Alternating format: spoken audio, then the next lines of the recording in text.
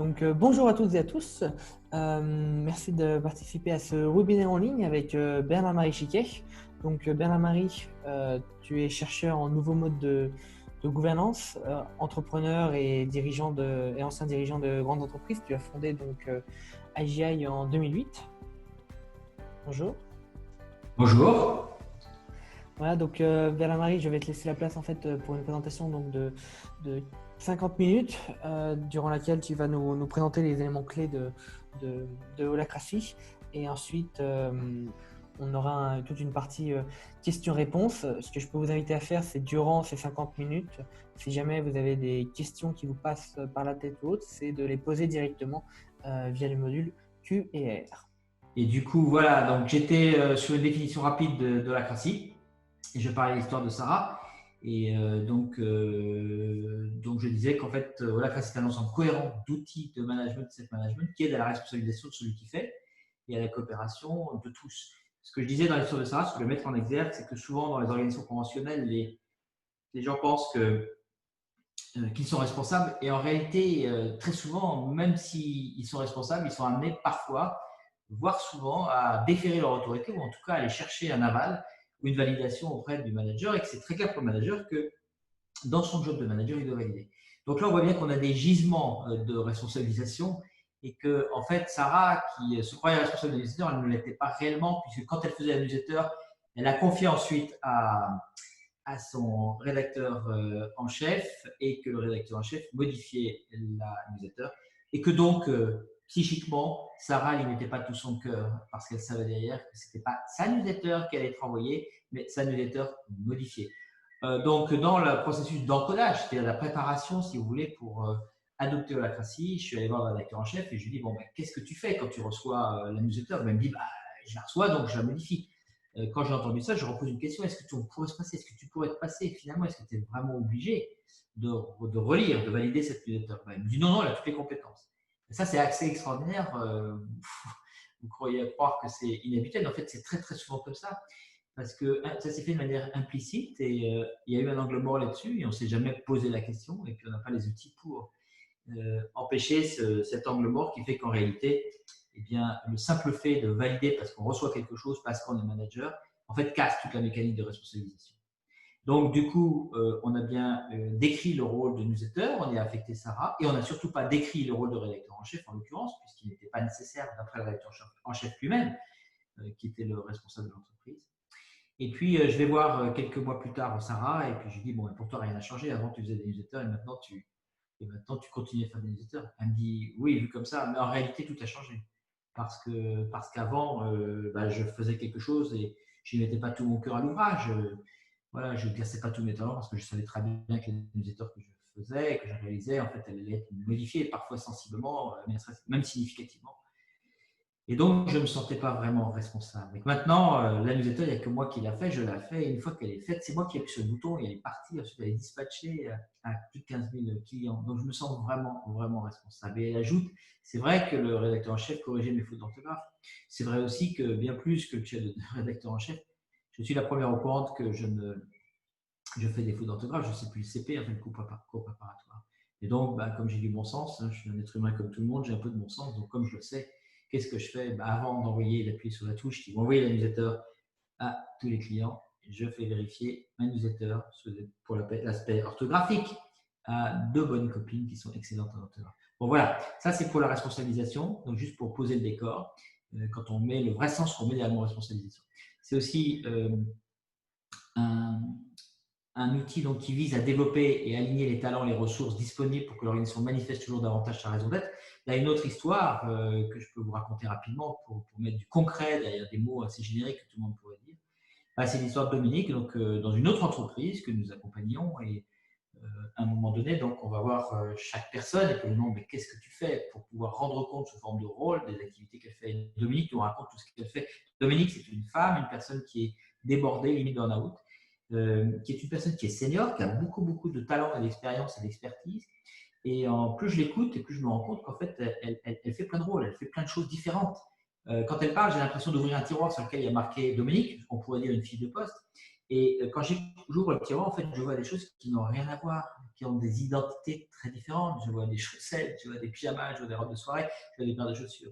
Et donc, avec cet outil qui s'appelle Holacracy, on va segmenter les choses. Donc, on va mettre les chaussures ensemble, les pyjamas ensemble, etc. Parce que c'est des identités différentes, donc c'est des rôles différents, des activités différentes. Et j'arrive à 15 rôles, là où elle avait une fiche de poste qui s'était fait assembler au fil des années pour des raisons historiques, les départs de personnes, elle a récupéré des activités, etc., etc. En fait, elle en a 15, elle a 15 rôles différents, 15 activités. Et on jette un œil là-dessus et puis on se rend compte rapidement, enfin, elle se rend compte rapidement que sur les 15 activités qu'elle gère, il n'y en a que 4 qui retirent vraiment son talent. Il n'y en a que 4 qui méritent la valeur ajoutée et l'expérience de Dominique. Et il y a 11 rôles, 11 activités qu'elle ne voyait pas consciemment parce qu'encore une fois, il y avait un angle mort, il n'y avait pas ces rôles n'étaient pas rendus explicites précédemment. Et bien que les 11 autres rôles ne méritaient pas une personne de sa seniorité, une personne payée à son niveau. Et qu'il y a des personnes avec des profils plus jeunes qui attendaient que ça, d'avoir des responsabilités, qui pouvaient très bien faire le job, ce qu'elle a fait dans les 2 semaines qui ont suivi.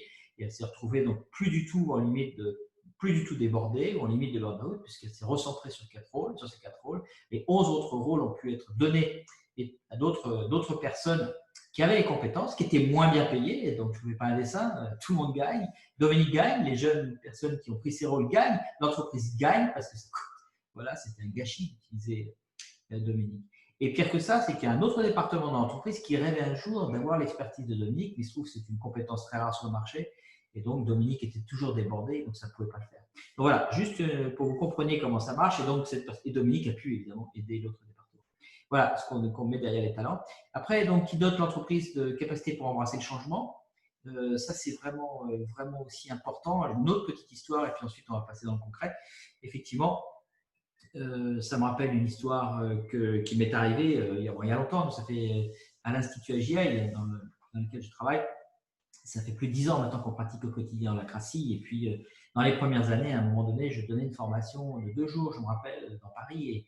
Et dans la salle de formation, il y avait un gros poteau au milieu. Je ne sais pas si j'ai donné des formations avec un poteau au milieu, mais c'est juste, c'est l'horreur. C'est l'horreur, tant pour le formateur que pour les participants. L'expérience pour tout le monde n'était vraiment pas très bonne. C'était vraiment gênant. Enfin, ça a gâché l'apprentissage des personnes. Et puis, pour moi, c'était très, très lourd à gérer. Donc, qu'est-ce que j'ai fait? Bien sûr, je suis allé voir la personne qui réserve les lieux. Et puis, je lui ai dit, bah, plus jamais ça, quoi. Plus jamais ça. Mais ce n'était pas suffisant. C'était pas suffisant parce que je voudrais que l'entreprise apprenne de cette expérience. Je voudrais que cette entreprise puisse changer tout de suite en intégrant la leçon. Ce n'est pas une erreur, mais on pourrait le voir comme une leçon. Et puis qu'elle puisse intégrer ces nouvelles capacités. Donc, ce que j'ai fait, c'est que je suis allé dans une réunion qu'on appelle une réunion de gouvernance en Holacracy, qui permet à tout à chacun de modifier la façon dont ça fonctionne dans cette entreprise. Ce que j'ai fait, donc, je suis allé en réunion de gouvernance et puis j'ai proposé que le rôle qui s'occupe de trouver les lieux, qui s'appelle le rôle lieu, j'ai proposé qu'il modifie son activité. Et il avait comme activité ce rôle de sélectionner, de rechercher, de sélectionner et de contracter avec les lieux pour nos formations. J'ai donc proposé de modifier cette activité, cette offre de service que fait ce rôle, en ajoutant à la fin donc rechercher, sélectionner, contracter avec les lieux pour les formations, dans le respect du cahier des charges fourni par le rôle formateur. Et le rôle formateur, c'est moi. Et donc, ça a été adopté, bien sûr, selon un processus de gouvernance. Et qu'est-ce que j'ai fait? J'ai pris ma plus belle plume, électronique, s'entend, et j'ai créé la version 1.0 du cahier des charges de formation, qui était une feuille blanche sur laquelle il y avait 3-4 mots qui n'étaient pas de poteau au milieu. Ainsi est née la première version. Et là, on est vraiment en mode agile. Pourquoi j'aurais fait plus que ça? Parce que je voulais juste résoudre ma tension de manière chronique. Ce que je voulais, c'est que ça n'arrive plus jamais. Et je n'ai pas eu besoin d'aller voir un manager pour ça. Je me suis débrouillé tout seul. J'ai pu gouverner. Je pense que ça, la puissance d'un outil comme Holacracy, c'est que celui qui s'en empare a la possibilité de gouverner tout ce qui limite l'exercice de mon travail, tout ce qui freine la création de valeur que je peux apporter à travers les rôles et les activités que j'ai. Voilà, donc c'est un outil constituant. On verra qu'il y a une constitution de management et self-management. Et voilà, je vais terminer là-dessus pour introduire ce que c'est. Et puis tout de suite, on pourra se focaliser sur 5 outils clés. En fait, c'est ça que je voulais vous présenter rapidement pour ouvrir en fait cet espace de questions-réponses. Donc, il y a 5 outils. La première, c'est la raison d'être, qui est une notion que je vais décrire rapidement. La notion de rôle, j'en ai un peu parlé. La réunion de triage, qui est un outil de développement du leadership et du followership, les deux vont ensemble. La tension dynamique, on en parlera rapidement aussi. Et puis la notion de gouvernance, je viens de l'évoquer très brièvement. Je vais les survoler, ces outils, qui sont des outils centraux. Holacracy, c'est bien plus que ça. Donc, Holacracy, ces 5 outils sont définis dans cette constitution, donc qui est un régime constitutionnel, c'est-à-dire que quand vous adoptez Holacracy, à un moment donné, ceux qui ont le pouvoir pour le faire, donc les mandataires sociaux, ceux qui sont explicitement, qui ont le pouvoir explicite dans les statuts de l'entreprise, vont dire, ben voilà, on passe d'une certaine façon qu'on avait d'exercer le pouvoir à un régime constitutionnel. On passe d'un pouvoir hiérarchique qui était ce qu'il était à un pouvoir constitutionnel. On connaît bien ça au niveau des États, des pays. Eh bien, il était temps que ça rentre dans le domaine des organisations. Je n'ai jamais compris pourquoi on n'y était pas déjà. Voilà, donc pour vous donner quelques éléments, ce truc holacracy, alors on peut toujours être sceptique, bien sûr, critiquer, mais ça va être difficile maintenant parce qu'on a des preuves que ça marche. On a maintenant le recul de plus de 10 ans sur le sujet. Donc on dénombre à plus de 1000 entreprises, celles qui pratiquent sérieusement holacracy, qui en font plus que d'en parler, parce qu'effectivement, comme il y a un peu de buzz autour, beaucoup de gens se prétendent d'utiliser holacracy. En ce qui nous concerne, on a adopté, personnellement, moi j'ai accompagné plus de 85 entreprises, donc ça fait plus de 10 ans. Voilà quelques exemples. Donc c'est très souvent 85-90% d'entreprises qu'on accompagne sont plutôt des PME, donc de quelques dizaines à quelques centaines de personnes, à peu près dans tous les secteurs d'activité. Là, si vous voyez, il y a de la production, il y a de la distribution, il y a secteur public, il y a la pharmacie, il y a même un syndicat avec la SGEN, CFDT, il y a une école, une école Steiner, l'école Caminarène, dans le Gard. Il y a des drones, il y a même une société de pompes funèbres, une industrie avec l'atelier laser qui découpe au laser. Donc il y a beaucoup de métiers ou d'activités qui sont intéressés par ce type d'outil de gouvernance. Et puis il y a aussi les grands groupes, je vais pas tous les citer, dans lesquels nous sommes intervenus, une filiale de Decathlon bien sûr, mais le plus ancien et intéressant qui est Danone. Enfin ils sont tous intéressants, mais Danone c'est intéressant parce que c'est juste un département au départ qui a mis en place l'holacracy, qui continue d'exister, qui continue de tourner en holacracy. Maintenant, on est presque à 7 ans plus tard, 7 années plus tard. Et pourtant, c'est juste une partie très limitée de Danone, puisqu'en fait, il s'agit du service le plus transversal de l'entreprise, et qui est la consolidation de reporting. Voilà, et la plus transversale parce qu'il y a 240 filiales, donc je ne fais pas un dessin, ils sont vraiment centrales. Donc, c'est possible d'adopter holacracy dans une partie d'un grand groupe. Évidemment, vous n'avez pas tous les bénéfices que vous pourriez avoir si l'ensemble de l'entreprise fonctionne en holacracy, mais c'est possible, la preuve est faite par l'expérience. Voilà, donc je reviens à mes 5 outils. On va commencer par la raison d'être. Donc, la raison d'être, tout simplement, elle passe par un modèle mental. On ne peut pas comprendre la raison d'être si on n'est pas au niveau de ce nouveau modèle mental. Donc, l'organisation est vue comme un organisme vivant, doté de sa propre identité. Je vais laisser la main à Jean-Dominique Sénard, qui avait fait des travaux dans le cadre de la loi Pacte, et à l'époque, il était PDG de Michelin, il est maintenant PDG de Renault. Okay. Bon, désolé, vous n'avez pas entendu la vidéo, donc je vais faire l'interprète de Jean-Dominique. Donc, Jean-Dominique présente la raison d'être comme étant l'ADN de l'entreprise, l'étoile polaire, celle qui relie le passé au futur de l'entreprise. Et donc, en fait, on peut relier cette notion de raison d'être à la notion de l'identité, à la notion de la finalité de l'entreprise.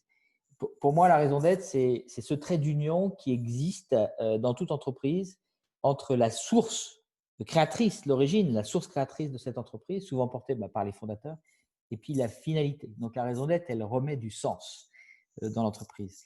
Elle nous amène à écouter ce que l'entreprise aspire à être.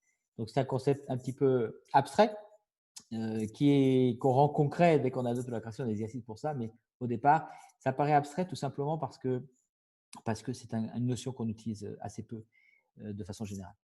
Donc, du coup, la raison d'être est décrite en holacracy comme étant le potentiel créateur le plus profond que l'organisation est appelée à exprimer dans le monde, compte tenu du principe de réalité à la fois de l'ensemble des contraintes auxquelles celle-ci est soumise, donc l'organisation est soumise, et puis aussi en compte tenu de l'ensemble des choses dont elle dispose. Et dans les choses dont elle dispose, c'est volontairement indéfini, les choses.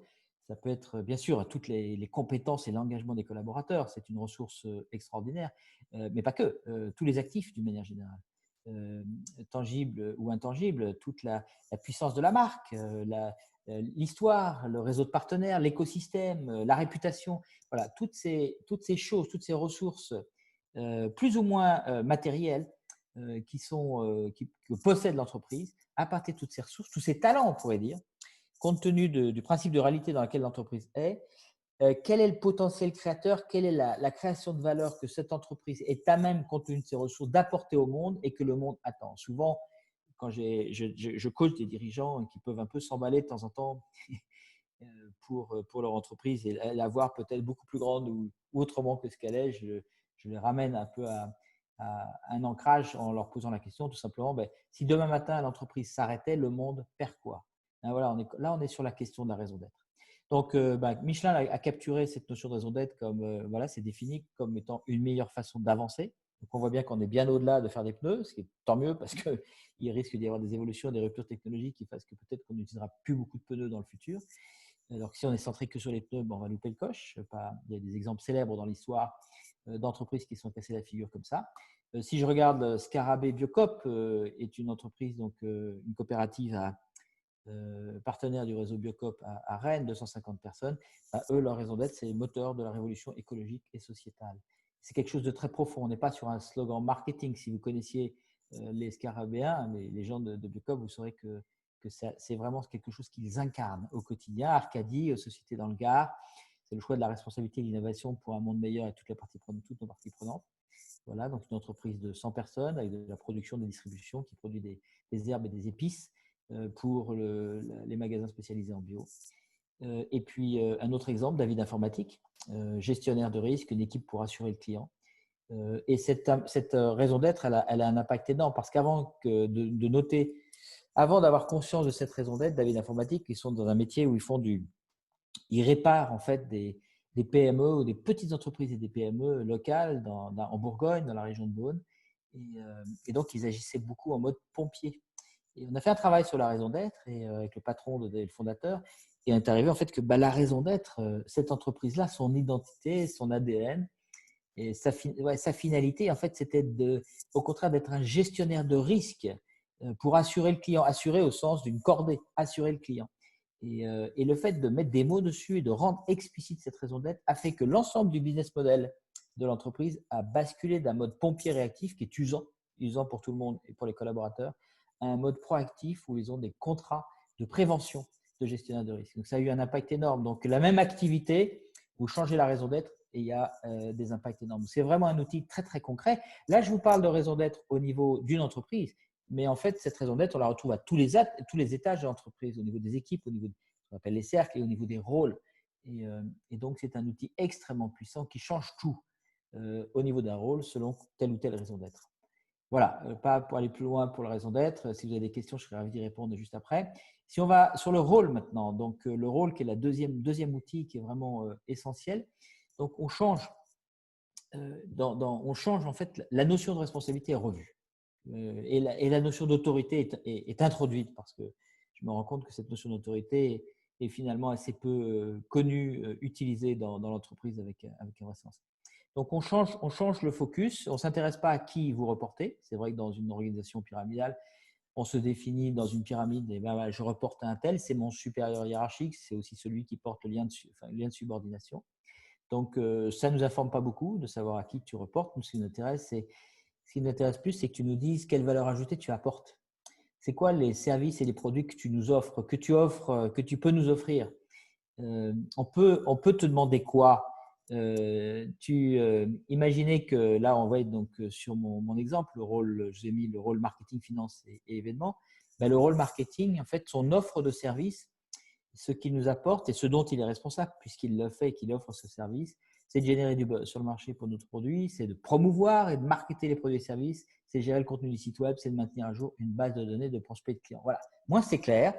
Vous voyez le rôle marketing comme une boutique au sens de ce que vous pouvez voir dans la rue, une boutique de vêtements, une boulangerie, une charcuterie, c'est la même chose, sauf que là, ça fait du marketing. Et dans la vitrine de cette boutique, il y a cette offre de service. Donc, ça veut dire que si vous rentrez dans cette boutique qui s'appelle marketing, c'est marqué en haut, eh bien, attendez-vous à tel et tel service. Et ça, c'est en vitrine. C'est rendu explicite en vitrine. Et c'est comme ça que ça fonctionne. Ça veut dire que finalement, on change complètement la vision de la façon dont on regarde une entreprise et son organisation. On ne voit finalement dans une entreprise qu'un ensemble, une galaxie, si vous voulez, de micro-entreprises qu'on appelle des rôles. Chaque rôle étant une boutique, une petite entreprise porteuse de propositions de valeur envers des clients qui peuvent être des clients externes de l'entreprise ou des clients internes. En l'occurrence, le rôle marketing ici, il a des clients internes parce que ne figure pas dans la diapositive, mais il y a un service commercial, donc il y a un rôle commercial qui vend des contrats avec des clients externes à l'entreprise et ce service commercial est alimenté par un fournisseur interne qui est la micro-entreprise qui s'appelle marketing qui génère des opportunités de prospects pour ce service commercial. Donc on rentre dans un système de relations client-fournisseur, on est tous clients-fournisseurs les uns des autres et pas uniquement comme à l'époque on parlait de la relation client-fournisseur, je ne parle pas du tout de ça. Chaque rôle, chaque petite entreprise est fournisseur de services, de propositions de valeur qui met dans sa vitrine, ce sont les redevabilités, cette notion de responsabilité, de redevabilité, qui sont les activités telles qu'indiquées ici, sont les propositions de valeur qu'il offre à des clients qui peuvent être des clients internes ou des clients externes. Les frontières juridiques s'effacent devant la création de valeur. Et de la même manière que cette entreprise marketing, elle peut s'appuyer aussi sur des fournisseurs internes et ou externes sur la base des activités que ces fournisseurs internes ou externes peuvent lui apporter. Voilà, c'est fondamental parce que si on veut le fond du fond quand même de ce type de mécanisme de la CRACI, c'est quand même de permettre à l'organisation de s'aligner sur son identité pour qu'elle puisse aller le plus facilement, de manière plus fluide vers quoi elle aspire à être, c'est-à-dire créer le plus de valeur possible qui correspondent à ses talents. Quand je parle de valeur, je ne parle pas uniquement d'aspect financier, je parle de valeur plurielle.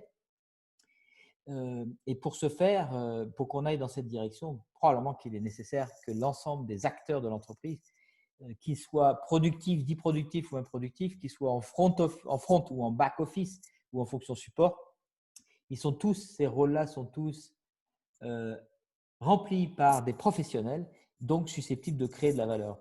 Et je prends un exemple concret dans une entreprise qu'on a accompagnée où il y avait une scission vraiment, il y avait la question des fonctions support. Quand vous étiez aux fonctions support, vous étiez vraiment considérés comme des improductifs. Et puis de l'autre côté, il y avait les divas qui étaient dans le service, qui faisaient de la valeur ajoutée, qui vendaient des choses chez les clients. Et alors que c'est complètement injuste comme système parce qu'en réalité, celui qui était à la compta ou celui qui est à la RH, ce sont des gens extrêmement professionnels qui sont autant divas, autant professionnels que les consultants qui font les divas chez les clients. Et donc, pour changer la donne, parce que vous voyez bien que là, il y a un gap culturel énorme pour changer la donne, eh bien, il se trouve que j'avais un autre client qui avait besoin de service RH. Je vais fait rencontrer à cet autre client l'ADRH et ils ont fait affaire. C'est que l'ADRH, qui était une fonction support de cette entreprise, a commencé à facturer ses services à des clients externes. Et là, ça a fait bouger les lignes. Et ça a fait bouger les lignes, ce qui fait d'ailleurs que l'entreprise a généralisé ça et a demandé à toutes les fonctions, support ou pas support, de commencer à définir leur proposition de valeur et à les vendre, leur proposition de valeur. Et je fais ça en ce moment dans une entreprise qui est en Russie et ça décoiffe. Donc voilà, on change complètement la façon de voir, mais notez au passage que la notion de responsabilité elle est revue. Vous devenez patron d'une micro-entreprise ou de plusieurs micro-entreprises qu'on appelle des rôles. Et puis en fait, vous cherchez à créer davantage de valeur dans vos rôles. Dès qu'il y a quelque chose qui vous empêche de créer de la valeur, vous avez un frein, une limite. Vous allez en gouvernance, en réunion de gouvernance. Faites comme moi quand j'ai rencontré ce poteau au milieu de la salle et pour gouverner moi-même tout ce qui limite la création de valeur dans mon rôle. Et donc, on a ainsi potentiellement en termes de structure un réseau de micro-entrepreneurs, de micro-entreprises qui constituent l'entreprise de façon plus générale. Voilà, ça, l'outil le permet. Et bien sûr qu'il faut un peu de temps pour que ce modèle mental que je viens de vous exposer brièvement puisse être compris et intégré et pratiqué par l'ensemble des collaborateurs.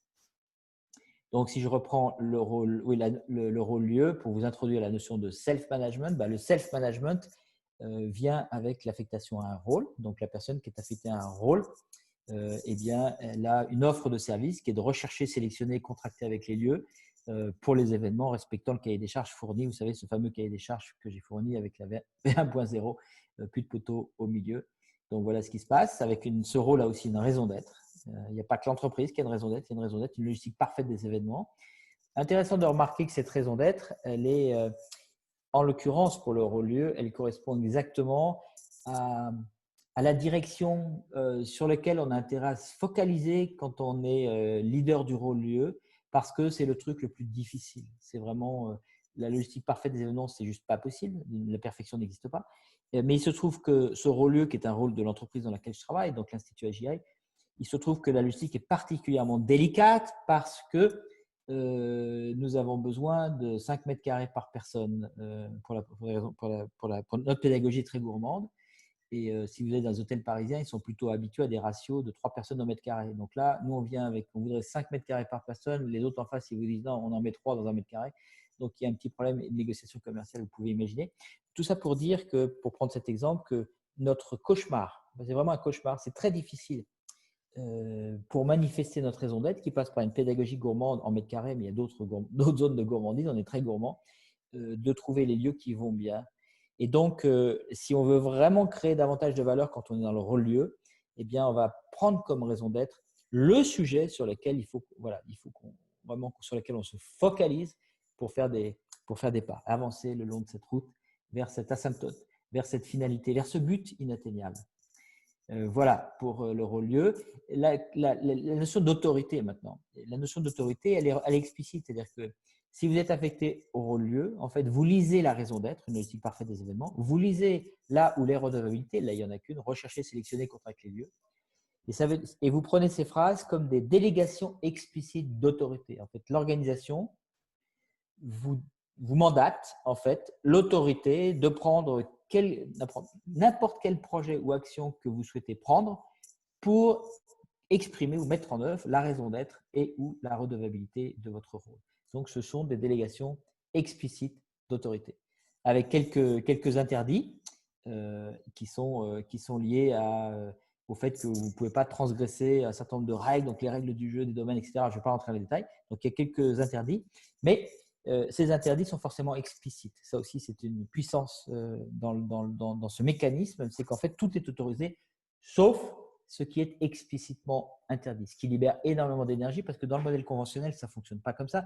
Dès que vous faites quelque chose d'un peu inhabituel, par défaut, c'est interdit, donc vous allez chercher l'autorisation. Là, en fait, quelles que soient les initiatives que vous voulez faire, vous allez juste regarder, tout ça est sur un logiciel accessible par tout le monde en temps réel, juste vérifier est-ce qu'il y a un feu rouge, est-ce qu'il y a interdit. S'il n'y a pas d'interdit, je peux y aller.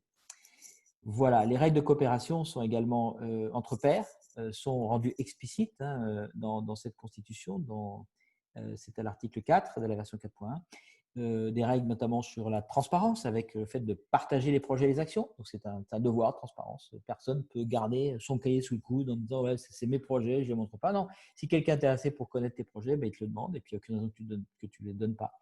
C'est évident parce qu'en fait, tout le travail que tu fais, tu es payé pour le faire. Donc, c'est normal que ça ne t'appartienne pas. Mais dans les entreprises conventionnelles, ce n'est pas aussi simple que ça. Donc, c'est pour ça qu'on a des règles de coopération qui sont explicites, qui bien sûr ont été acceptées en amont. Des règles de priorité, des règles de projection. C'est-à-dire vous pouvez demander à n'importe qui une estimation sur son projet et l'autre, dans les règles de coopération explicites, à partir du moment où quelqu'un te sollicite pour te demander une date d'estimation de fin de projet, en fait, tu lui réponds tout simplement. C'est partie des règles explicites. C'est une évidence, mais ce n'est pas si évident que ça. Il y a beaucoup de jeux du chat et la souris dans les entreprises conventionnelles que j'ai pu connaître et j'y ai passé quelques années. Il y a des devoirs, des règles de coopération liées à la priorisation. Le fait de prioriser, par exemple, le message entrant de tes collègues, même sur ce que tu es en train de faire, parce qu'on sait que tu es bien concentré sur des projets très importants et que tu peux avoir l'habitude de t'isoler dans une salle pendant des jours et des jours, mais en attendant, on a besoin de réponses. Donc, on comprend bien que tu as besoin de concentration, mais en même temps, nous, on ne veut pas être freiné pour bosser. Donc, ça met de la clarté là-dessus. Et puis, bien sûr, les autres peuvent te demander des projets, des actions qui correspondent à une de tes offres de service. Bon, ce qui est un peu logique, puisque vous avez compris que si j'ai le rôle lieu, en fait, je suis comme une boulangerie. Donc, c'est comme si c'est une évidence. Donc, c'est sûr que quand vous rentrez dans une boulangerie, c'est tout à fait normal et que le boulanger ne va pas refuser de vous vendre, sauf s'il n'en a plus, des baguettes ou des croissants, puisque c'est dans sa vitrine. Donc, quand je suis dans le rôle lieu ou n'importe quel rôle au marketing, j'ai une vitrine. Et donc, toutes les personnes ou tous les rôles de l'entreprise ou d'externes d'ailleurs, qui me demandent des services qui correspondent à ce que j'ai en vitrine, évidemment que je vais prendre des projets, des actions pour pouvoir servir et offrir les services qui font mon fonds de commerce. Voilà. Et du coup, je suis en avance sur ma diapositive, je suis désolé. Et pourtant, elle était jolie. Alors, voilà pour les rôles. Je ne vais pas aller plus loin sur les rôles, c'était juste une vue un peu générale. Et on va rentrer maintenant dans, qu'est-ce qu'on va parler? On va parler de l'attention, bien sûr, l'attention dynamique. Alors ça, c'est une notion aussi très importante en management constitutionnel, en holacratie en particulier. L'attention est vue comme étant un écart entre ce qui est et ce qui pourrait être. Les problèmes, les difficultés, les irritants, ce ne sont pas des tensions. C'est des problèmes, c'est des irritants, c'est des difficultés. En fait, une tension, c'est un écart entre une situation qui est et un potentiel qui pourrait être. Et là, il y a un enjeu énorme de leadership parce que la plupart des gens réagissent par rapport à des problèmes. Et en fait, c'est démontré, on sort carrément là, du scope de l'holacratie, on va sur la notion de tension dynamique. Il est démontré que la plupart des gens en fait, réagissent par rapport à des problèmes, et croient ensuite traiter le problème, et en réalité, il n'en est rien. Ils ne traitent pas vraiment le problème. Ils sont en train de traiter l'anxiété que leur génère le fait d'être confronté à un problème. Et ça fait plutôt des gens qui ne prennent pas de recul et qui sont plutôt en mode, qui subissent les problèmes, qui sont victimes, pour ceux qui connaissent le triangle infernal de Karpman. Alors, ce qu'on aimerait bien, c'est que l'ensemble des collaborateurs deviennent des leaders. Donc, une façon de devenir un leader, c'est à chaque fois qu'il y a un problème, de basculer sur l'attention. Donc, si tu as un problème, c'est un frein par rapport à quelque chose. Évidemment, sinon tu ne considérais pas que c'est un problème. Donc, ce frein, c'est un frein par rapport à quoi? Essaie de rêver. Quel est l'idéal que tu cherches qui est sous-jacent au fait que tu considères que c'est un problème?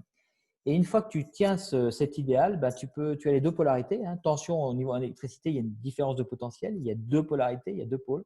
D'un côté, dans la main droite, tu tiens l'idéal que tu vises, et dans la main gauche, tu tiens la situation telle qu'elle est, tu fais face à la réalité. Et là, tu n'es plus du tout dans une posture de victime. En fait, en tant qu'être humain, tu contactes une énergie créatrice qui est liée à cette différence de potentiel. Nous agissons comme des piles électriques et qu'à partir de cette différence de potentiel, qui est une tension, et c'est ça une tension, eh bien, tu vas pouvoir passer à l'action en définissant un prochain pas. Je ne vais pas aller plus loin, je fais juste un teasing. S'il y a des questions là-dessus, je serais ravi d'y répondre. Et donc, le but, la finalité de tout ça, de ce mécanisme, de ce nudge qu'est la tension dynamique, c'est que chaque tension ressentie par toute personne, où qu'elle soit dans l'organisation, quel que soit l'étage ou le rôle qu'elle a, puisse être transformée de façon rapide et fiable en évolution d'organisation qui fasse sens. Dans la mesure, bien sûr, où tout ça reste pertinent par rapport à la raison d'être de l'organisation. C'est peut-être d'alignement. Donc, c'est vraiment important, c'est-à-dire que celui qui s'en empare, et une des grosses difficultés, l'outil permet ça, une des grosses difficultés, c'est comment accompagner les personnes pour qu'elles s'en emparent. Peut-être qu'il y en a qui ne veulent pas, et c'est très bien, elles ont le droit. Eh bien, c'est celui qui a envie de s'en emparer, en fait, et il a la possibilité, quel que soit le truc qu'il ressent. Alors évidemment, on parle souvent des problèmes, donc c'est vrai que je vais parler du poteau et potentiel. Moi, c'était que plus jamais. C'est que en fait, j'ai toujours une expérience participant dans une salle logistique qui soit parfaite et sans obstacle, qui gênerait la relation entre les participants entre eux et puis avec moi. Eh bien, bon, bien sûr, donc ça rentre dans la catégorie de traiter durablement les problèmes, mais on va beaucoup plus loin que ça. En fait, c'est la capacité pour tout à chacun de descendre de vélo pour se regarder pédaler, c'est-à-dire de prendre du recul et de se dire dans mon rôle là, ok, la situation actuelle c'est ça. Est-ce qu'il n'y aurait pas des potentiels d'amélioration? Ce que les gens font très rarement dans les entreprises, c'est ce que je pose la question quasiment tous les jours dans les entreprises dans lesquelles je suis, et j'y suis tous les jours. Et ce n'est pas qu'ils n'en ont pas la capacité, mais ils n'ont pas le réflexe, ils n'ont pas les outils. Donc cet outil, c'est un outil pour qu'ils aient le réflexe et que de temps en temps, ils puissent descendre de vélo, se regarder pédaler et se rendre compte, oui, je pourrais améliorer. Il y a donc un écart entre une amélioration que je vois, un idéal que je vois, et la réalité. Autre chose qu'on pourrait attendre d'eux, on pourrait rêver, et c'est plus du rêve, c'est la réalité. Après, tout le monde n'y arrive pas du premier coup et certains, voilà, pour lesquels ça risque de prendre un peu de temps.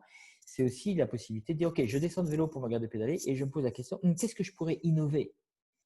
Qu'est-ce que je pourrais gagner en productivité? J'ai rencontré un comptable qui me disait, mais moi je fais de la compta. Oui, mais d'accord, mais arrête-toi, descends de vélo pour regarder pédaler et puis tu peux innover, même si tu es comptable. Il y a des entreprises de comptabilité qui font la comptabilité d'autres entreprises, passent leur temps à créer de la valeur, soit en amélioration, soit en innovation. C'est pareil pour toi. Voilà pour l'attention dynamique. Et on va passer donc aux deux réunions. Donc, holacratie vient avec deux réunions. Vous aurez compris que les deux réunions, c'est juste 5% de la boîte à outils et de mécanismes qui est fournie par la constitution holacratie. Donc, il y a une réunion qui s'appelle la réunion de gouvernance. J'en ai parlé tout à l'heure. C'est celle qui permet à tout à chacun de pouvoir gouverner tout ce qui limite la création de valeur dans l'un de mes rôles. Rappelez-vous le poteau. Et puis, donc, c'est une réunion de gouvernance typiquement qui va avoir lieu donc, pour chacun des cercles, une fois toutes les 6 semaines, peut-être 1h30, 2 heures. Donc voilà à peu près Et donc l'organigramme va évoluer à chaque fois qu'il y a des modifications dans un des cercles de l'entreprise à cette réunion de gouvernance. Donc voilà, l'agilité de l'évolution de l'organigramme, donc de la gouvernance d'entreprise. Et puis une réunion de triage qui est un espace de synchronisation, de partage d'informations d'une équipe. C'est aussi un espace d'entraide, c'est aussi un espace de développement du leadership de chacun et surtout de l'apprentissage, de la posture, de l'haltérocentrage sur les autres qui n'est pas gagné pour la plupart des personnes, qui malheureusement ou malgré tout est juste nécessaire comme compétence de soft skills pour que les personnes développent leur leadership. Et je pourrais je pourrais plonger sur ce sujet si j'ai des questions. Donc voilà, deux réunions avec des processus extrêmement clairs. Vous pouvez télécharger sur notre site, il y a tout un onglet ressources où vous pouvez trouver tous ces contenus. Chaque cercle va tenir des réunions de triage et de gouvernance, un secrétaire qui les organise et puis un facilitateur qui facilite ces deux processus. Voilà, il y a aussi un second lien qui représente le cercle au niveau du cercle le plus large pour traiter les tensions qui pourraient limiter le cercle, et puis il y a un leader de cercle. Voilà, on a survolé 5 outils rapidement.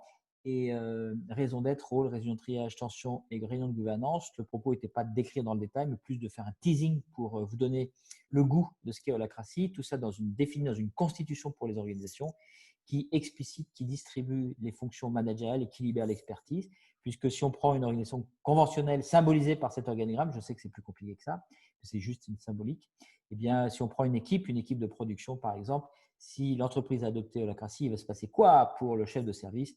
Et pour son équipe, le chef de service va se retrouver leader du cercle, tout simplement, avec un jeu de fonctions managériales réduit. Il y en a 5. Donc, on rend explicite les choses, qui soulage parce que maintenant, il sait ce que ça veut dire de manager.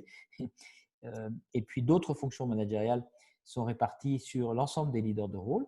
Donc, ce premier leader de rôle, il va avoir 2 rôles. Donc, avant, il faisait son travail, il faisait du montage peut-être, et puis de l'approvisionnement. Et bien maintenant, il va gérer des rôles. Et donc, il a une partie de management au sens où il va avoir aussi à identifier les écarts entre la situation qui existe et ce qui pourrait être. Et ça, c'est du management. C'était porté par le management autrefois de manière assez confuse. Et puis, un autre collaborateur ou une collaboratrice, en l'occurrence, qui non seulement a un rôle, maintenant gère un rôle. Donc, avant, elle faisait son travail, maintenant, elle gère un rôle. Ce qui, vous voyez, la différence de langage, elle est énorme. Et du coup, on est amené sans doute à changer les contrats de travail parce que les contrats de travail sont quand même écrits avec des éléments de langage un peu anciens, du type faire son travail, faire des activités, des tâches ou des choses comme ça, ce qui pose un petit problème. Et cette personne-là, elle a été élue facilitatrice. Donc, c'est elle qui facilite les réunions de gouvernance et les réunions de triage. Et ça, si ce n'est pas une fonction managériale, bien sûr que c'est une fonction managériale. D'ailleurs, la preuve, c'est que dans le modèle conventionnel, l'animation des réunions, c'est le plus souvent fait par le manager d'équipe. Et on continue, un autre membre de l'équipe qui est affecté à un rôle. Et lui, il a été nommé secrétaire. Le secrétaire, c'est aussi une fonction managériale. C'est lui qui organise la fréquence des réunions et la durée des réunions. Ce n'est pas le leader de cercle, c'est lui. Et en plus, il est arbitre. Si des gens se posent la question de qui fait quoi ou s'il y a des conflits d'interprétation, c'est lui qui dit c'est comme ça, en interprétant la gouvernance de façon explicite. Ce n'est pas le leader de cercle, c'est le secrétaire. Et puis on continue, il y en a encore un. Lui, il était, bien sûr, il gère un rôle aussi comme les autres, et non plus une activité où il fait plus des tâches, il gère un rôle, ce qui est un peu différent, carrément différent. Il gère une boutique, il est micro-entrepreneur, je vous ai expliqué ça au début. Et en plus, il a été élu pour gérer le rôle de second lien, donc à côté du leader de cercle, qui va se retrouver dans le cercle plus large, qu'on appelait le comité de direction avant. Il n'est pas tout seul, le leader de cercle. Ils sont 2. Il y a le leader de cercle et le second lien. Et il va traiter au niveau du cercle plus large tout ce qui limite le sous-cercle. C'est son rôle. Ce qui permet au leader de cercle de ne plus avoir les 2 polarités, de s'occuper, de descendre les besoins de ce comité de direction vers le cercle et en même temps de remonter les besoins du sous-cercle vers le cercle supérieur. Pour tous ceux qui ont été managers intermédiaires, connaissent le stress que je viens d'évoquer. Voilà pour ce self-management et donc c'est cet ensemble qui permet de libérer l'expertise. Je crois avoir donné plusieurs exemples, dont Sarah, dont Dominique, permet de libérer l'expertise des uns des autres et aussi du leader de cercle, parce que le leader de cercle, je pourrais prendre comme exemple pour finir Fabien, qui est le patron d'un magasin de Monsieur Bricolage, qui était 100% occupé à des tâches managériales, et quand on a décortiqué, on s'est rendu compte que, et il a mis en pratique, ça a pris un mois, qu'il avait 70% de son temps qu'il pouvait libérer, ce qu'il a fait. Il s'est rendu compte qu'il avait des talents et puis oublié de le faire à force de faire que du management. Et il s'est rappelé assez facilement sous mon coaching, ça n'a pas été très long, que s'il était devenu manager, c'est parce que c'était le meilleur vendeur et que justement dans son magasin, ça manquait de vente. Il a remis l'uniforme et il est allé dans les équipes de vente pour vendre. Dans les équipes de vente pour vendre, néanmoins, il lui restait 30% de son temps pour faire du management. Donc, si ce n'est pas de la libération d'expertise, ça, je ne sais pas ce que c'est. Voilà. Et puis, donc, du coup, il a des rôles aussi opérationnels, c'est ce que le schéma montre. Et puis, bien sûr, il a aussi des rôles RH, puisque le management, dans le management, qui n'est pas très bien, un mot qui n'est absolument pas bien défini. Là, du coup, maintenant, on va définir ça précisément. Et bien, dans le management, il y a une partie, on va dire, business, et puis il y a une partie RH.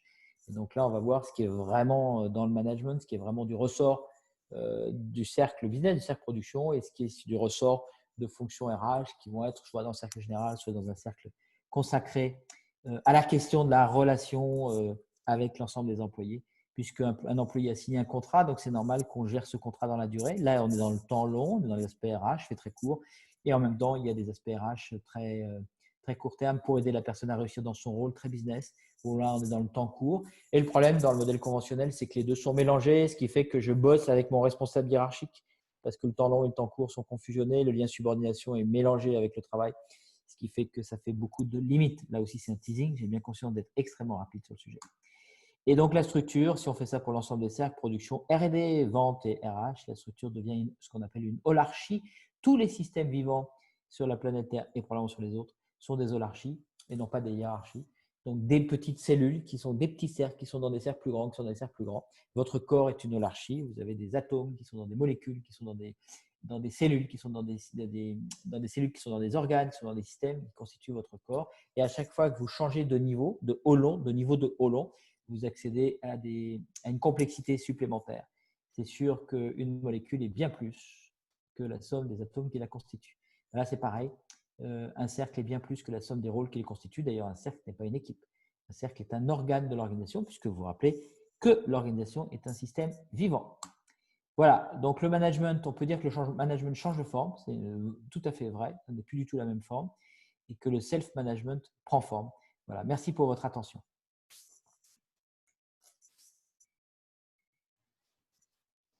Merci beaucoup Bernard-Marie pour cette présentation.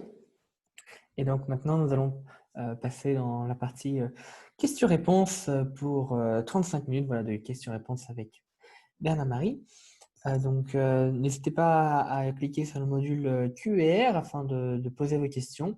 Je crois que nous avons déjà quelques-unes et donc on va commencer tout de suite avec Perrine qui pose une question.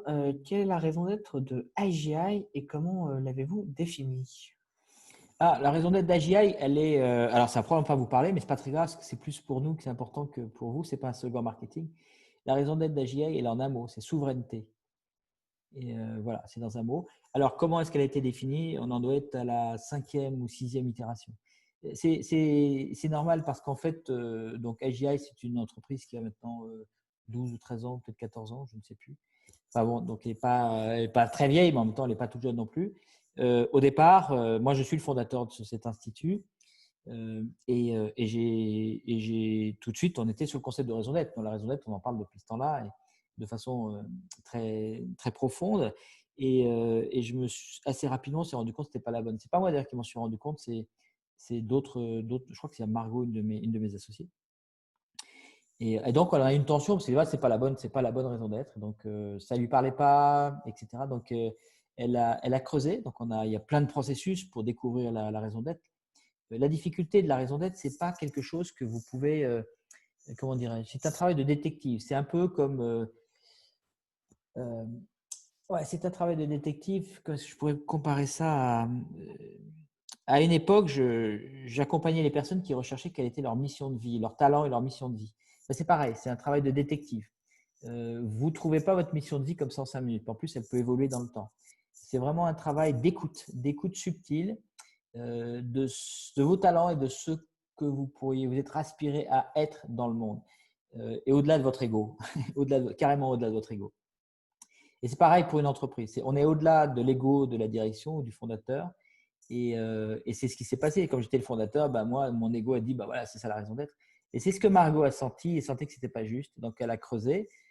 Donc là, il y a plein de processus qui existent. Je pourrais vous citer Start with Why de Simon Sinek, qui est un bon modèle. Je peux vous citer aussi, tout simplement, j'ai accompagné un client récemment en 1h30 sur la question de la raison, peut-être 2 heures, sur la question de la raison d'être en enchaînant des pourquoi, en enchaînant des pourquoi tu as créé cette entreprise et puis en l'amenant à creuser en fait, en revenant au niveau un niveau assez profond qui est très proche des valeurs, parce qu'en fait raison d'être, identité, finalité, valeur, tout ça, quand je parle de création de valeur, je parle de création de valeur plurielle. Je ne parle pas uniquement d'aspect monétaire. Bien sûr qu'il y a un aspect énergétique monétaire. Il y a aussi des valeurs, l'incarnation des valeurs. On est sur les mêmes terrains de jeu. Et puis, assez rapidement, et nous, on a fait ça en même temps que le logo. Le logo a suivi l'évolution de la raison d'être parce que le logo, c'est aussi l'identité de l'entreprise. Et puis, on s'est rendu compte que probablement que le mieux pour définir cette raison d'être, c'était de demander à l'extérieur ce qu'on a fait. Donc, la dernière raison d'être, elle a été faite conjointement. Et le dernier logo a été choisi pas par nous, pas par moi, surtout pas, parce que je suis plein de projections, pas par nous, mais par nos clients qui probablement ont un œil beaucoup plus objectif sur la réalité de ce qu'on apporte au monde que nous qui sommes dedans. Superbe, merci beaucoup. Également, j'ai partagé dans le module conversé un exemple de raison d'être autre, ce qui est celui d'Arcadie, une entreprise de 100 personnes qui est basée dans le Gard, que d'ailleurs, Bernard-Marie, tu as accompagné. Voilà. Oui, on était ensemble avec toi. Voilà, avec Mathieu Brunel qui explique et développe la raison d'être de Arcadie. Parfait. Du coup, pour une autre question, lorsqu'une entreprise passe en holacratie, les collaborateurs acceptent-ils de devenir des micro-entrepreneurs facilement, car cela doit donner plus de travail? Comment cela se passe? On pourrait croire ça. En fait, c'est un peu plus subtil. J'étais sur la deuxième partie de la question. Donc, effectivement, là, j'ai plusieurs clients en tête qui, effectivement, rêvent, notamment un client d'une entreprise en Russie, 100 personnes, qui rêvent que tous ses collaborateurs deviennent des entrepreneurs. Et ça ne veut pas dire plus de soucis. C'est marrant. C'est intéressant, la perspective, on passe notre temps à projeter. Donc, la question qui a été posée, en fait, elle projette que si je deviens un micro-entrepreneur, je vais avoir plus de soucis. Ben non, pas nécessairement. Ça peut être oui, ça peut être non. On va prendre des cas concrets, sinon on ne va pas pouvoir répondre à la question. Si je reprends le cas de Sarah, elle a eu plus de responsabilités et elle était très heureuse de ça et moins de soucis. Elle était contente, en fait. Elle était frustrée de ne pas avoir la responsabilité à la hauteur de ses talents. Le but du jeu, si vous voulez, c'est de faire en sorte que les gens aient la responsabilité et soient micro-entrepreneurs à la hauteur de leur zone de talent possible.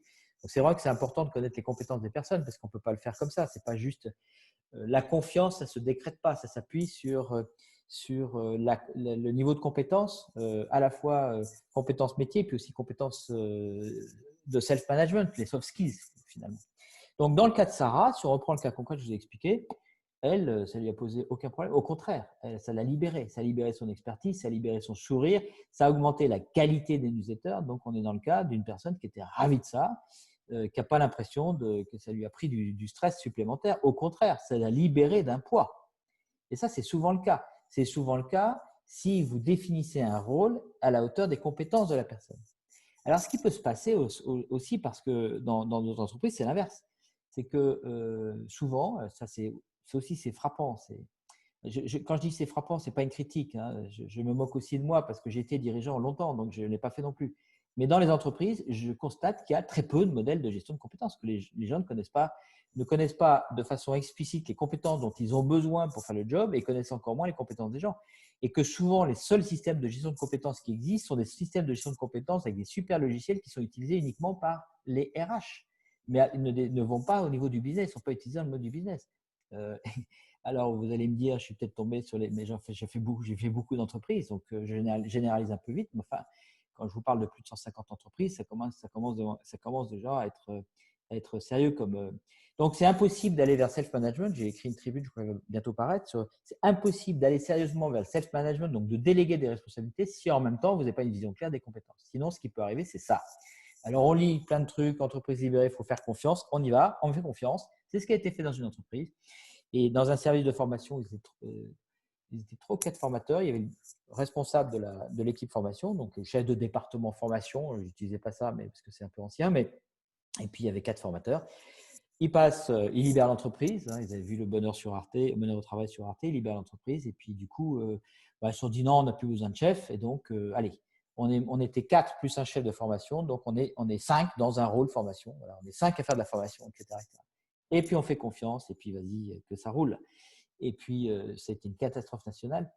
Pourquoi? Enfin, c'était une catastrophe nationale qui s'est révélée de la façon suivante. Il y a eu, à un moment donné, une très, très mauvaise ambiance dans l'équipe. Il y avait un stress, les gens se rejetaient la balle, les gens étaient centrés sur eux et repoussaient la faute sur l'autorité des autres.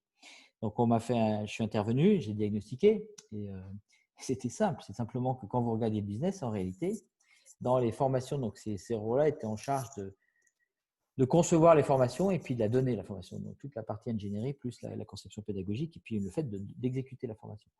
Et sur 100% des formations qu'ils avaient à gérer, dans 85% des cas, c'était des formations assez correctes, faciles. Faciles, disons abordables. Et les 5 personnes étaient carrément capables. Donc, ils avaient tous la compétence pour gérer ce type de formation. Maintenant, les 15% restants étaient des formations beaucoup plus complexes. Et que seul celui qui avait la compétence, comme par hasard, c'était l'ancien chef de département. Il n'y a pas de hasard non plus. Mais comme ils avaient effacé ça, parce que sous prétexte, voilà, on fait confiance à tout le monde, et boum, mais les 4 personnes qui n'avaient pas les compétences, donc qui n'étaient pas le chef de formation, en fait, ils étaient en stress parce qu'on leur avait confié une autorité, une responsabilité qu'ils n'étaient pas capables d'assumer. Il y avait une différence, un énorme trou entre les compétences qu'ils ont et les compétences qui sont requises pour faire ce type de formation. Méga stress. C'est pour ça que je dis ne pas gérer les compétences, c'est non-assistance à personne en danger. Et dire s'abriter derrière le drapeau, on fait confiance aux autres, c'est n'importe quoi. Vraiment n'importe quoi. Je dis ça parce qu'il y a eu beaucoup de souffrance et j'en ai plein des cas comme ça. Non, un peu de sérieux. Donc, faut mesurer les compétences, évidemment. Et donc, qu'est-ce qu'on a fait? On a bien sûr créé 2 rôles. Un rôle pour les formations complexes et puis un rôle pour les formations non complexes. Et bien, ceux qui n'avaient pas les compétences pour faire les formations complexes, devinez quoi, on ne les a pas affectés au rôle pour faire les formations complexes. C'est QFD. Et d'ailleurs, la personne qui est en charge des formations, qui est capable de faire les formations complexes, on ne l'a surtout pas mis dans l'autre rôle pour qu'elle puisse former d'autres personnes et qu'on sorte de ce goulot d'étranglement, parce que dans leur business, c'était clair que le nombre de formations complexes allait augmenter puisqu'il y avait un processus de complexification des formations. Donc voilà, on ne peut pas généraliser sur ce genre de questions, il faut rentrer dans le concret. Est-ce qu'il y a eu d'autres choses à faire sur ces personnes-là? Non, donc on ne sait pas parce qu'on affecte les personnes au rôle qu'on est en train de leur confier plus de responsabilités. Ce n'est pas du tout ça. C'est pas ça. C'est une projection mentale qui ne correspond pas à la réalité. La réalité, c'est ce qu'on appelle l'encodage, c'est que là, on est dans l'art du management, c'est que quand tu responsabilises quelqu'un en tant que manager sur un rôle, faut le faire sérieusement. Et le faire sérieusement, c'est connaître les compétences qui sont requises pour le rôle. C'est ton business en tant que leader de cercle. De connaître les compétences des personnes, c'est aussi ton business en tant que leader de cercle, probablement en lien avec la RH. Et si l'écart et faire que l'écart soit pas trop gros. Si l'écart est trop gros, réduis le périmètre du rôle de telle sorte que l'écart soit pas trop gros pour que la personne soit pas en situation de stress. Parce que si elle est en situation de stress, elle va pas bien faire son boulot et puis c'est pas humain, quoi. Oui, c'est certain. Merci beaucoup Bernard pour cela. Et puis je vous ai partagé également un témoignage de Stanislas Pirou dans le chat qui n'a pas forcément pris beaucoup, qui travaille donc dans la production chez Arcadie, qui n'a pas forcément pris beaucoup de responsabilités et autres, mais qui a juste vu les bénéfices pour lui. Et au contraire, je vais vous partager une autre interview de Romain Jurado de Monsieur Bricolage qui, lui, en a profité pour, au contraire, prendre des responsabilités et s'épanouir dans la nouvelle organisation. Voilà, donc il y a vraiment 2 types de profils qui viennent. Question suivante. Du coup, vous avez dit pour le rôle marketing que les frontières juridiques s'effacent devant les créations de valeur, mais l'entreprise a des obligations. Comment ça se passe une entreprise en holacratie vis-à-vis de l'extérieur, car le monde extérieur n'est pas en holacratie? Oui, alors je ne ferai pas le lien entre les 2 choses. Quand j'ai parlé effectivement des membranes juridiques, en fait, je m'aperçois que les membranes juridiques et le modèle conventionnel nous limitent dans nos capacités mentales à voir les choses de manière un peu plus simple. C'est juste ça que je voulais dire. Alors, je vais répondre à la question, à la deuxième partie de la question. Donc, en fait, pour bien comprendre le modèle de création de valeur que je vous ai présenté, qui est très, très, très nouveau, ça c'est sûr, et qui intéresse tous les dirigeants, bien évidemment, il faut juste faire une abstraction mentale, comme une fantaisie mentale, de voir un rôle support, comme je vous l'ai raconté, voir un rôle support comme la compta ou les RH, ou comme un rôle qui produit de la valeur, qui produit de la valeur. Et ce n'est pas parce qu'il est fonction support qu'il ne produit pas de valeur. Or, les fonctions support ont quand même une réputation derrière eux qui est assez terrible. Comme dans la production d'ailleurs. Il y a la différence entre la production et c'est un vrai fossé entre la production et ceux qui sont dans les bureaux, mais la même chose entre les supports et les non-supports. Et ça, c'est facile. C'est facile. On doit le casser parce que ça ne correspond à rien. Il n'y a aucun bon sens derrière. Ce n'est pas plus noble d'être dans la production ou d'être commercial ou d'être dans la production ou d'être à la compta. Il n'y a rien de plus noble. Tous des professionnels qui apportent de la valeur et des valeurs qui sont nécessaires pour. Et que pour sortir de… Mais ça, c'est une des conséquences du modèle pyramidal. Pour sortir de ce modèle-là, eh bien, il y a besoin de passer par un autre modèle mental. Et que le plus simple pour sortir de ce modèle mental, c'est effectivement d'oublier 2 minutes, juste le temps de cet exercice, les frontières juridiques. Bon, ça, c'est une chose. Il y a une autre chose qui n'a rien à voir avec ça, qui est effectivement une entreprise a des frontières juridiques. D'ailleurs, elle a des statuts, elle a un cabis, c'est une personne morale légalement, etc., etc. Ça ne nous a pas échappé. Et donc, quand vous adoptez Holacracy, eh bien, vous devez, une des premières étapes que l'on appelle dans tous les travaux préparatoires, qu'on appelle dans le jargon l'encodage, avant de lancer les cercles, c'est vraiment important de passer du temps, ralentir pour prendre du temps avant de lancer les cercles, eh bien, on va encoder. On va s'occuper de plein de choses, notamment de créer l'interface, la bonne interface qui soit conforme au statut avec ce qu'on appelle le cercle d'ancrage. Le cercle d'ancrage est en Holacracy le plus grand cercle de l'entreprise. Et donc, si vous avez chez Scarabée, c'est un directoire avec un conseil, c'est une coopérative à directoire et conseil de surveillance. C'est une forme juridique particulière. Chez Arcadie, Atelier Laser, c'est une SARL, c'est une autre forme juridique, etc., etc. Donc, autant de formes juridiques différentes. Eh bien, il y a besoin de l'intégrer. Donc, faut lire, on lit les statuts, c'est pas très compliqué, on adore ça. Et puis, on va encoder ce qu'ils font pour que l'holarchie opérationnelle soit complètement conforme au statut. Voilà ce qu'on fait. Et donc, c'est assez simple. On regarde toutes les autorités qui sont définies dans les statuts et on les répercute dans l'holarchie. Et puis ensuite, on fait les cascades. Prenons par exemple les autorisations de dépenses. Les mandataires sociaux ont l'autorisation de dépenses dans la limite de leur conseil d'administration ou de leur conseil de surveillance. Tout ça est écrit noir sur blanc. Et du coup, on les traduit sous forme de rôle et de politique en Holacracy.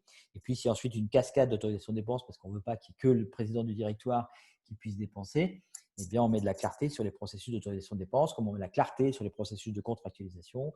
Peut-être qu'il y a des systèmes de budget ou des choses comme ça. Donc, tout ça est mis en clarté et encodé de façon explicite sous forme de rôle et de politique. Alors, je ne vais pas parler de politique, je vais parler essentiellement de rôle parce qu'on est dans un webinaire, donc il y aura encore beaucoup de choses à dire. Hein, mais on voit juste là le début de l'iceberg. Merci beaucoup. Parfait. Après, une autre question pour toi, Bernard-Marie. Combien de temps faut-il dans une organisation pour que les collaborateurs donc, intègrent la notion de tension dynamique? Car dans les entreprises, ce n'est pas le genre de choses que l'on a l'habitude de voir comme possibilité. Ouais, c'est une super question, ça. Combien de temps il faut? C'est difficile de répondre à la question. Je suis en train de passer en vue des cas concrets. Et puis, ça dépend comment on s'y prend. Donc, nous, comme on sait que c'est difficile, mais pas que pour les collaborateurs. Hein. Ce que je viens de dire est vrai pour les managers aussi. Hein. Faut pas penser que parce qu'on est manager, on est entrepreneur. Parce que cette capacité à ressentir la tension dynamique, c'est une propriété d'entrepreneur. Moi, je le vois, j'ai créé 5 entreprises dans ma vie, je fonctionne comme ça naturellement. Et tous mes copains qui ont créé des entreprises, ils fonctionnent aussi comme ça naturellement. Et j'ai eu du mal à comprendre que les autres ne fonctionnaient pas comme ça parce que pour moi, c'était évident. Mais en fait, la plupart des gens ne fonctionnent pas du tout comme ça. Ce qui fait peut-être qu'ils ne sont pas entrepreneurs. Donc, on est vraiment au fond de la question de l'entrepreneuriat. Ça passe. Nous, on a développé en fait des cas concrets. Donc, on les accompagne. On a un petit module, on le fait en amont avant de lancer. On a un petit module pour qu'ils comprennent ce dont il s'agit, puis après, ils vont pouvoir s'appuyer sur ce mécanisme. Ce petit module, il dure 70 minutes, je crois, 75 minutes. Et on va le faire pas plus tard que la semaine prochaine pour nos clients. C'est 75 minutes et pendant ces 75 minutes, on va leur demander de prendre aux personnes qui sont dans la salle et tout est mélangé, dirigeants, managers, parce que les dirigeants salariés, ils n'ont pas forcément ce réflexe non plus. Hein, je parle d'entrepreneurs qui, voilà.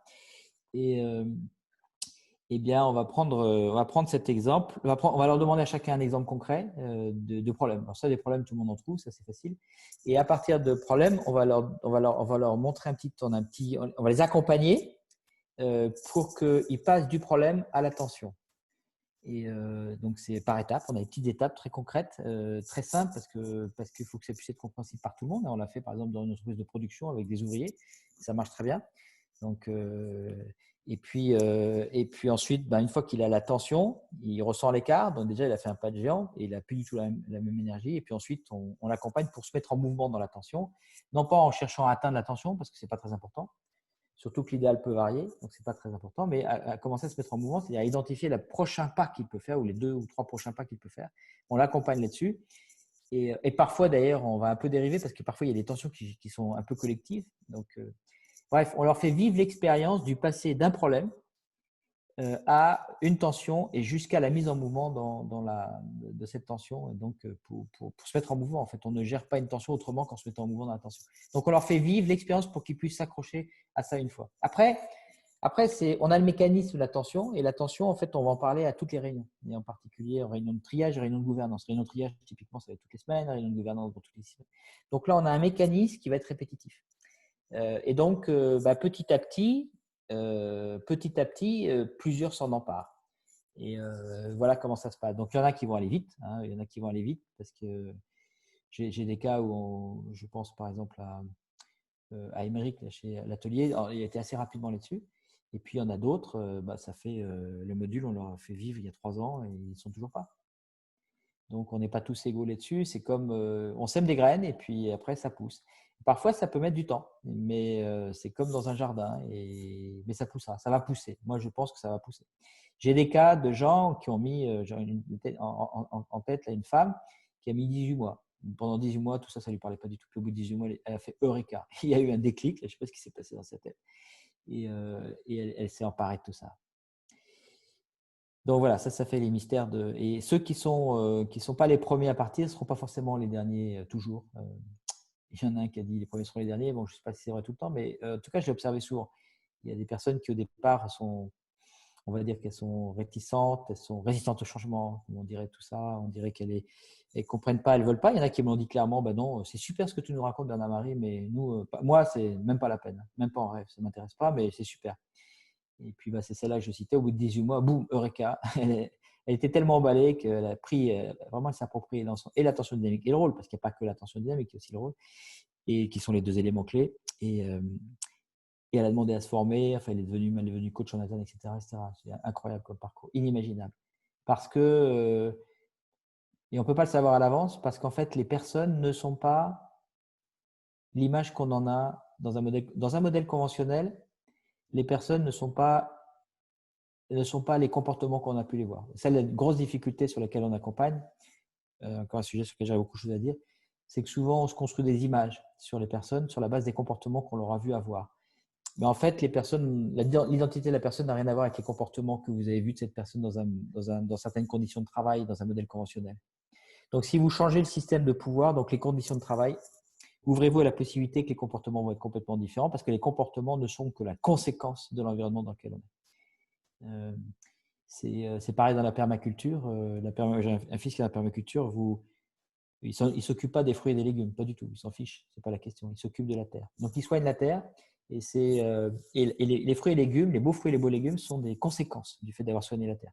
Donc, retenez ça parce que c'est vraiment, là, j'ai plein de cas concrets. Il faudrait que j'écrive là-dessus. Il y a des personnes qui ont des comportements X, Y, Z dans un environnement, modèle conventionnel. Vous basculez ça en holacratie ou dans un système de management constitutionnel.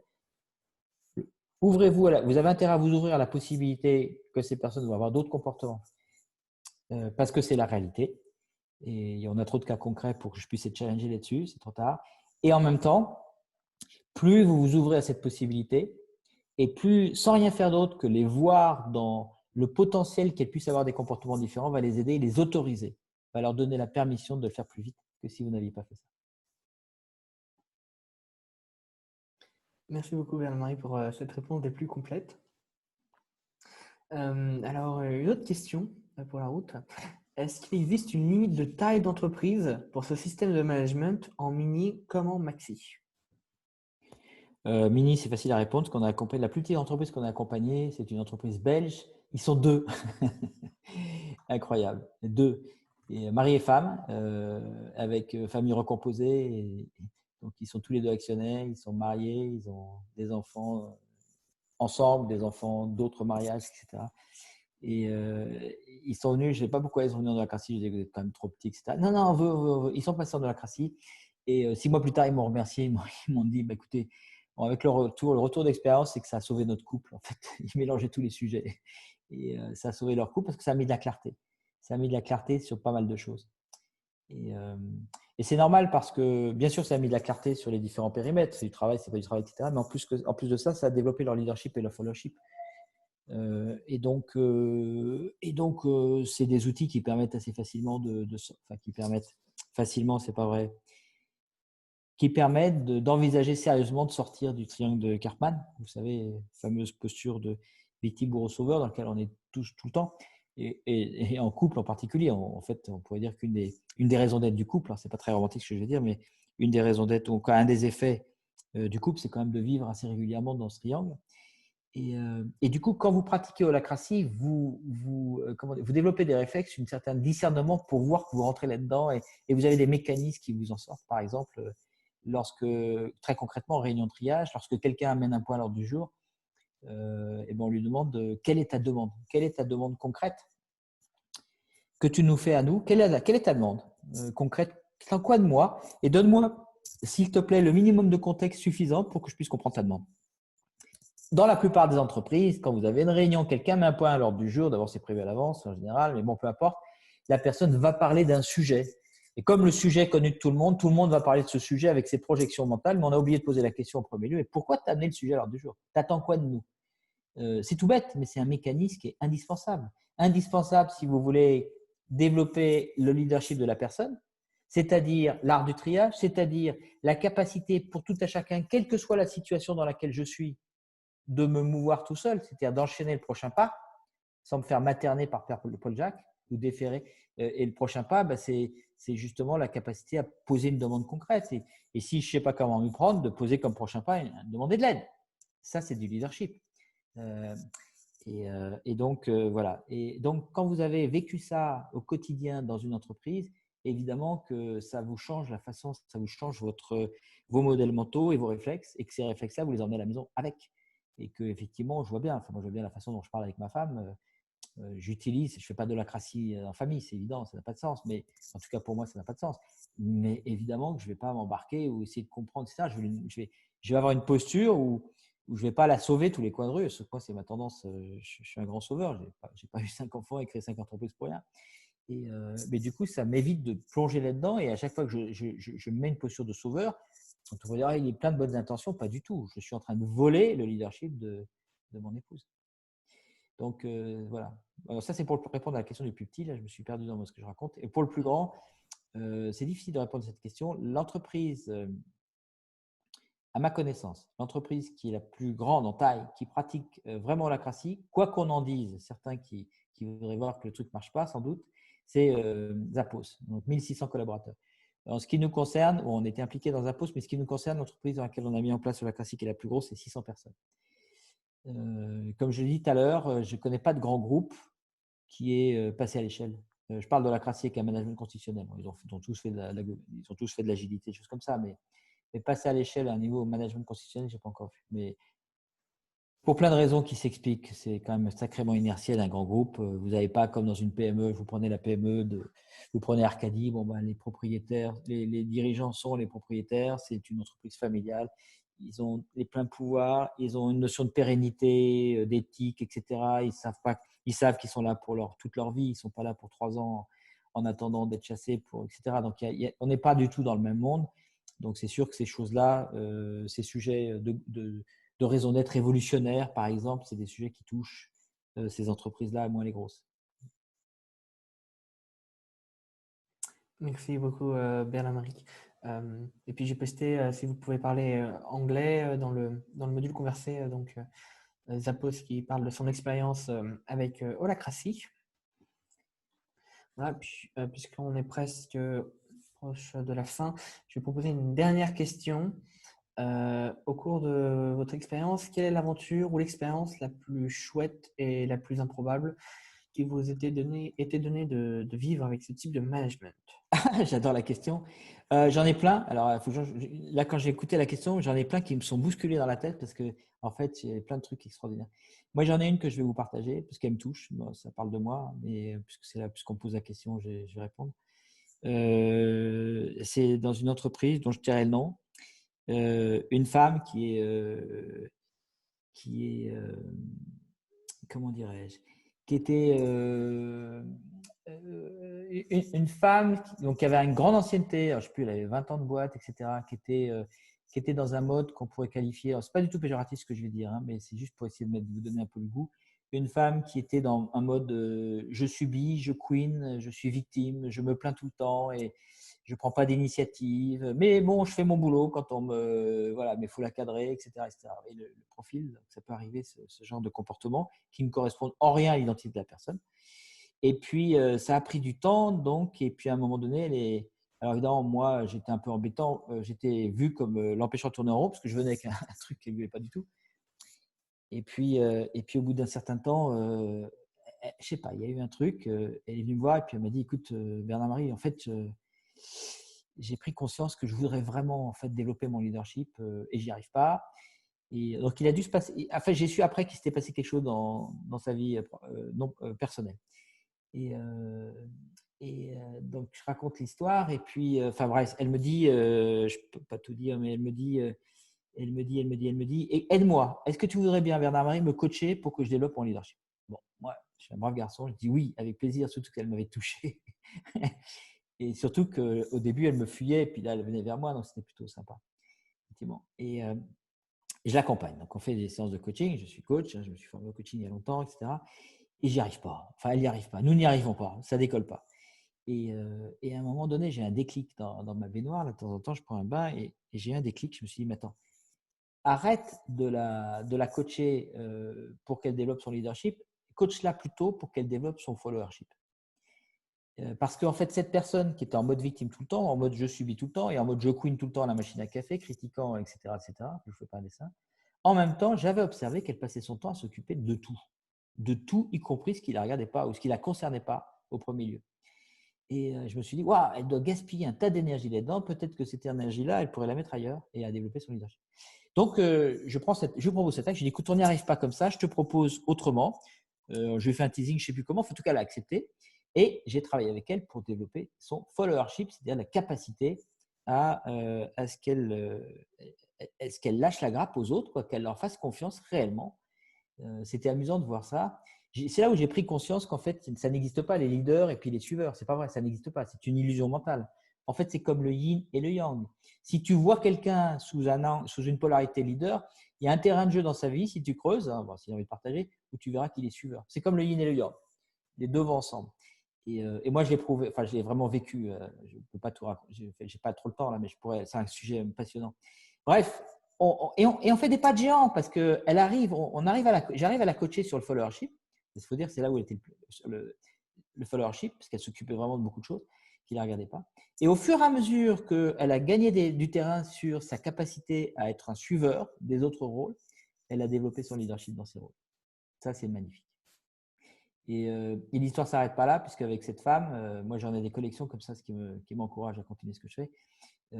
Et bien l'histoire ne s'arrête pas là, puisqu'à un moment donné, on est rentré presque dans une relation amicale où elle m'a raconté en fait le déclic. Et elle s'est rendue compte, elle a travaillé sur elle, et elle s'est rendue compte qu'en fait elle avait développé très petite cette stratégie d'être suiveur, d'être victime, parce que bah oui, c'est vrai qu'il y a des inconvénients, mais il y a plus elle a considéré de manière intuitive qu'il y avait beaucoup plus d'avantages que d'inconvénients. Ce qui n'est pas faux d'ailleurs, parce que probablement qu'on vit plus longtemps en mode victime qu'en mode sauveur. Et cette stratégie-là, elle l'avait choisie toute petite et elle avait continué à la développer dans tous les terrains de jeu, professionnels et personnels, avec sa famille, son mari, etc.